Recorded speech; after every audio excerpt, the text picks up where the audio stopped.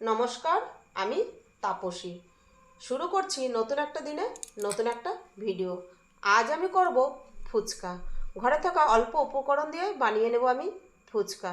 তাহলে চলুন দেখতে থাকুন ভিডিওটা, প্রথম থেকে শেষ পর্যন্ত দেখতে থাকুন, সঙ্গে থাকুন।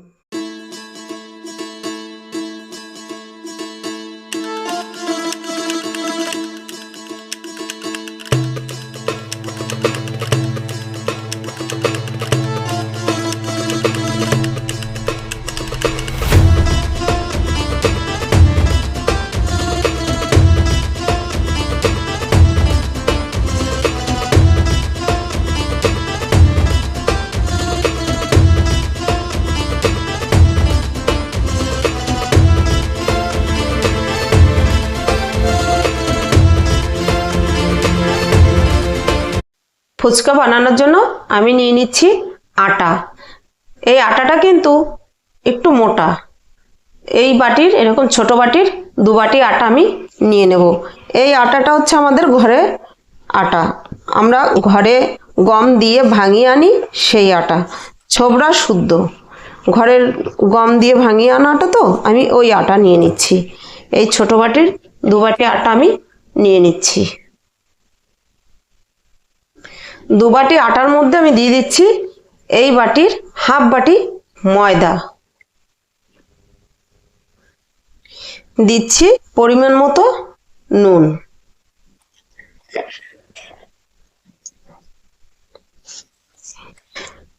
আর দেব আমি সামান্য একটু চিনি। চিনিটা আমি একটু স্বাদ বাড়ানোর জন্যই দিয়েছি। আর দিচ্ছি আমি দেখুন সামান্য পরিমাণ হাফ চামচের থেকেও কম বেকিং পাউডার। এগুলো দিয়ে আমি ভালো করে মিশিয়ে নেব। এবার আমি ভালো করে সব উপকরণগুলো দিয়ে মিশিয়ে নিচ্ছি, যাতে আটার সঙ্গে ময়দার সঙ্গে সবগুলো সমানভাবে মিশে যায়।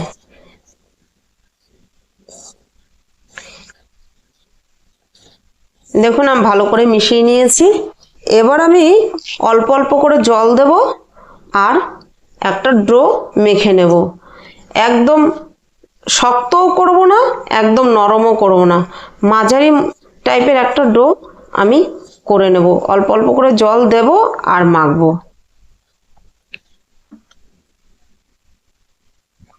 দেখুন ডোটা ঠিক আমি এরকম করে মেখে নিয়েছি। একদমও শক্ত না, একদমও নরম না। আর একটু মেখে নিয়ে আমি 10 মিনিটের জন্য রেস্টে রেখে দেব।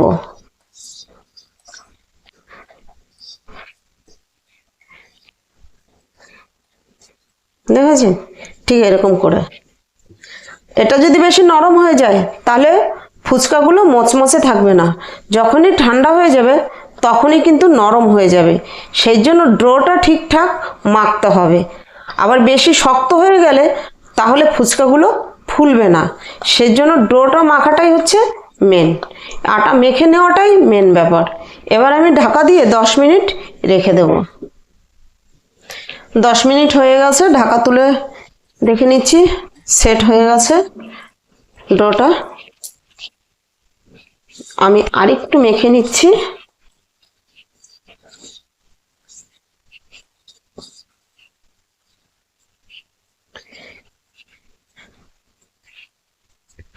এবার আমি রুটি বেলতে যেরকম লেচি কাটা হয় সেরকম করে লেচি কেটে নিচ্ছি। এরকম সাইজের লেচি কেটে নিচ্ছি। একটা লেচি আমি নিয়ে নিয়েছি। এবার আমি বেলে নেব। প্রথমে আমি রুটির মতো করেই বেলে নেব, তবে রুটির মতো অতটা পাতলা করব না, একটু গুঁড়ি দিয়ে আমি বেলে নিচ্ছি।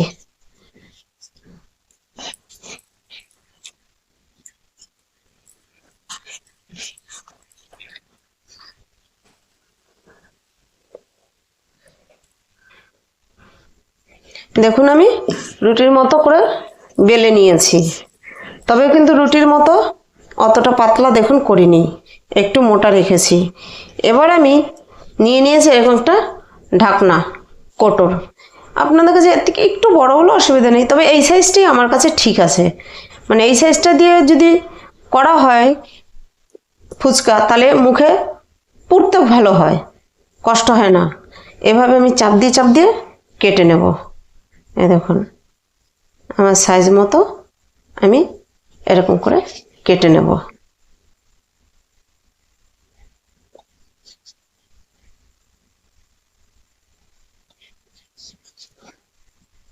দেখুন একটা রুটি কেটে নিয়েছি, একটা রুটির মতো বেলে আমি ছটা কেটেছি, এবার আমি এই থালায় তুলে নিচ্ছি।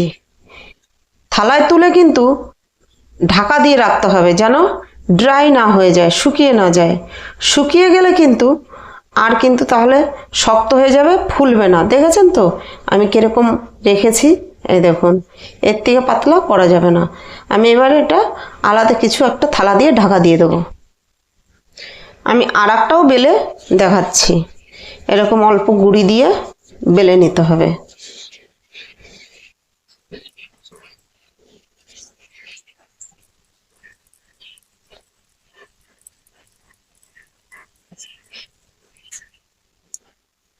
দেখুন আমি আর একটা রুটির থেকেও 6টা কেটে নিয়েছি। দেখুন আমি এবার তুলে নিচ্ছি, নিয়ে কিন্তু আমি ঢাকা দিয়ে রাখছি, আর একটা থালা দিয়ে ঢাকা দিয়ে রাখছি। আপনাদের কাছে পরিষ্কার কাপড় থাকলে কাপড় ভিজিয়ে ভালো করে চিপে সেটা দিয়েও ঢাকা দিতে পারেন, তবে আমি থালা দিয়েই ঢাকা দিচ্ছি। এই সবগুলো আমি একইভাবে করে নেব। ফুচকা ভাজার জন্য কড়াই বসিয়ে গ্যাস জ্বেলে দিয়েছি। এবার দিয়ে দেব তেল, সাদা তেল। আমি সাদা তেলেই ফুচকা ভেজে নেব। তেল গরম হলে তারপর আমি ফুচকা ভেজে নিচ্ছি। তেল গরম হয়ে গিয়েছে, এবার আমি ফুচকা এক একটা করে দেব আর ভেজে নেব। দেখুন বুঝেছেন?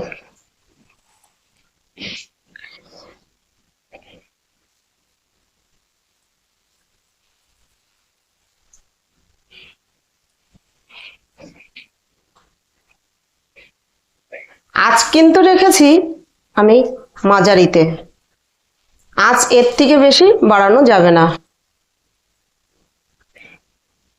এবার আমি ব্রাউন করে ভেজে নেব। ঠিক এরকম ব্রাউন করে আমি ভেজে তুলব। এখন আমি আবার দিচ্ছি, দিয়ে ঠিক এরকম করে দিতে হবে, তাহলে ফুচকাগুলো পুরো ফুলে উঠবে।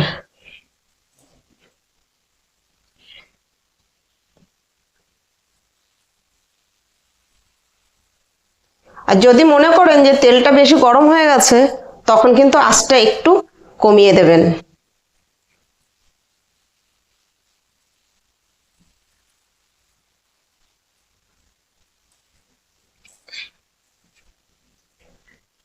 দেখুন ফুচকা ভাজা আমার মোটামুটি কমপ্লিট, আর এই একবারই হবে। তারপরে আমি আলু সিদ্ধ করে নেব।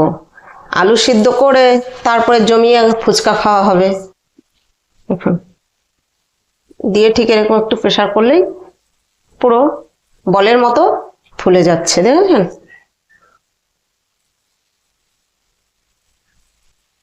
আমি এরকম একসঙ্গে 2-3টে করে দিয়ে ভেজে নিয়েছি।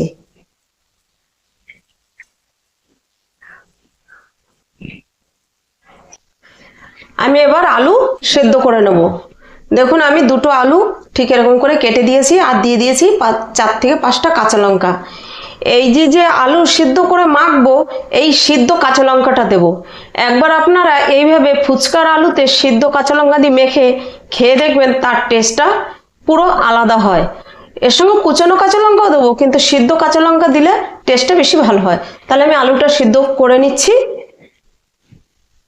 দেখুন আমার 2 বাটি আটা আর ওই হাফ ময়দা দিয়েছিলাম, তাতে এত ফুচকা হয়েছে, পুরো 1 গামলা ফুচকা হয়েছে। আর ফুচকাগুলো দেখবেন, দেখুন কিরকম মচমচে হয়েছে, দেখেছেন? একদম খাস্তা। আপনারা ভাববেন হয়তো ফুচকাগুলো মচমচে হবে কিনা, দেখুন যেরকম ফুলেছে সেরকম।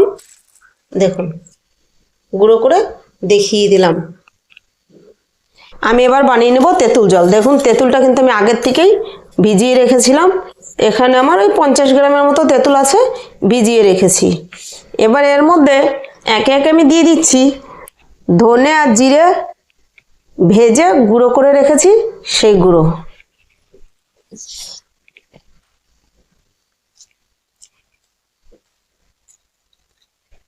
দিচ্ছি ছোট চামচের 1 চামচ বিট নুন। দিয়ে দিচ্ছি পরিমাণ মতো সাদা নুন। এই নুনটা আমি 2 চামচ দিচ্ছি। দিচ্ছি পরিমাণ মতো আমি শুকনো লঙ্কার গুঁড়ো, যেটা ঝাল, আমি যেরকম ঝাল খাবো আমি সেই হিসেবে গুঁড়োটা দিচ্ছি। আপনারা যেরকম ঝাল খাবেন আপনারা সেই হিসাবে তেঁতুল জলের মধ্যে লঙ্কার গুঁড়োটা ব্যবহার করবেন। তেঁতুল জলটার মধ্যে আমি আরও কিছুটা জল অ্যাড করে দিচ্ছি। দিয়ে আমি দিয়ে দিচ্ছি হাফ টুকরো লেবু, এটা সেন্টের জন্য দেওয়া। এরকম করে আমি মিশাবো। এই যে লেবুর যে এরকম যে চেপে দিলাম, এর যে সেন্টটা এটা কিন্তু এটার মধ্যে ছড়িয়ে যাবে। তেঁতুল জল আমার রেডি। উপর থেকে দিয়ে দিচ্ছি ধনেপাতা, এটাও সেন্টের জন্য। এবার তেঁতুল জলটা সাইডে রেখে আমি এবার আলু মেখে নেব। আলু দেখুন সেদ্ধ করা আলু ছুলে নিয়েছি, দেখলেন তো আলু সেদ্ধ করে নিয়েছি, তার সঙ্গে এই যে লঙ্কাও সেদ্ধ করে নিয়েছি। এবার দিয়ে দিচ্ছি আমি 1 চামচ বিট নুন, দিচ্ছি সে ধনে আর জিরে ভেজে রাখা গুঁড়ো, এটা আমি 1.5 চামচ দেব। দিয়ে দিচ্ছি 1 চামচ, ছোট চামচের 1 চামচ সাদা নুন, কারণ আলুটা তো অনেকটা, নুনটা তাই আরেকটু লাগবে। এবার দিয়ে দেবো এরকম কিউব করে কেটে রাখা পেঁয়াজ। তাহলে পেঁয়াজটা আমি মাঝারি সাইজের একটা পেঁয়াজ নিয়েছি, সেটা দিচ্ছি। পেঁয়াজের পরিমাণটা আমি একটু বেশি দিচ্ছি। এখানে ছোলা বা মটর আমি ব্যবহার করছি না, কারণ ওটা আমার খেতে ভালো লাগে না। কাঁচা লঙ্কাটা হাফ কুচি দিচ্ছি, কারণ সিদ্ধ কাঁচা লঙ্কা আছে তার জন্য, আর পরে লাগলে দেব। দিয়ে দিচ্ছি ধনেপাতা, দিয়ে এবার আলু আমি মেখে নেব। এই দেখুন সিদ্ধ লঙ্কাটাও আমি মেখে নিচ্ছি। এইভাবে এই ফুচকার আলুর সঙ্গে সিদ্ধ লঙ্কা দিয়ে মেখে খেয়ে একবার ট্রাই করে দেখবেন। এবার আলুটাকে আমি বেশ ভালো করে সব কিছু দিয়ে মেখে নিচ্ছি। এবার এই আলু মাখাটার মধ্যে আমি এই চামচের 4-5 চামচ টক জল দিয়ে নেব, তেঁতুল গোলা জলটা, তাহলে টেস্টটা খুব ভালো হবে। দিয়ে আমি ভালো করে মেখে নেব। এইরকম 2 থেকে 3টে আমি একটু ভেঙে দিচ্ছি আলু মাখার মধ্যে। এই 2-3টে ভেঙে দিয়েছি। এবার আবার ভালো করে মিশিয়ে নেব। দেখুন ফুচকা, টক জল, আলু মাখা সব আমার কমপ্লিট। এবার খেতেই বাকি। তাহলে ভিডিওটা যদি ভালো লাগে লাইক কমেন্ট সাবস্ক্রাইব করবেন, সাবস্ক্রাইব করে পাশে থাকা বেল আইকনটি প্রেস করে অন রাখবেন। যখনই আমি এরকম নতুন নতুন ভিডিও ছাড়বো পৌঁছে যাবে সবার আগে আপনাদের কাছে। তাহলে ভিডিওটা এখানেই শেষ করছি, ফিরে আসবো নতুন একটা দিনে নতুন একটা ভিডিও নিয়ে।